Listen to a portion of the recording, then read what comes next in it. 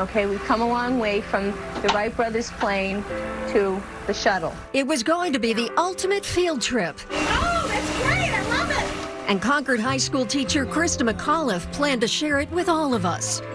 Now, 40 years after the Challenger disaster, the mission of the Teacher in Space program and Krista's memory lives on. Just push down on the button on the top. In Framingham, Mass., where Krista grew up, students are experiencing what it might be like to be part of a mission to Mars. So from now on, you are no longer Girl Scouts, you are all astronauts. 3, 2, 1, blast off.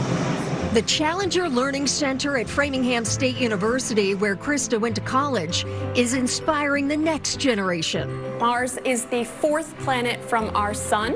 Using 3D technology, students feel like they're traveling to space. Coming in for landing now. Each group gets a chance to take a seat here. Kids get to pretend like they're in mission control. They do not just pretend, they believe they are in mission control. Once we dock with the MTV, we'll be able to enter through the airlock. Okay, we're heading back into the spacecraft. They take turns boarding the spaceship. So that means that at one time there was water that might have passed over that rock.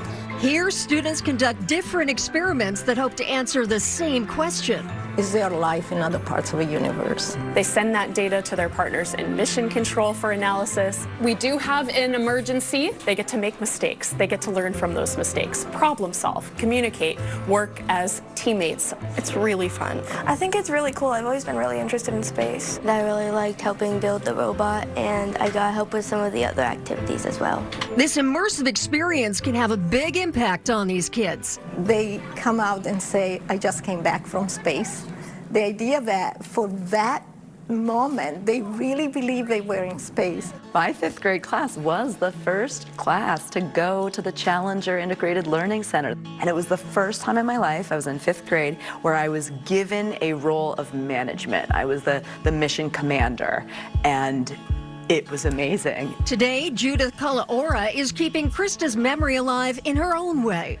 I ask you to do your best, and I ask you to be yourselves. We are an immersive educational performance troupe. The founder of History at Play has been performing a one-woman show for a decade called Challenger Soaring with Krista McAuliffe. You have to dream.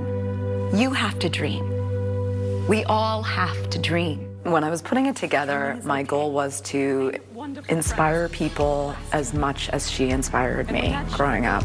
I grew up in Framingham. I grew up going to the McAuliffe branch of the Framingham Public Library. I grew up being taught by Krista McAuliffe's classmates from Framingham State. Judith says some of Krista's family and friends have seen the show. One told her, when we closed our eyes and listened, it was as though Krista were in the room with us. And I just kind of fell apart. She fell apart. We hugged.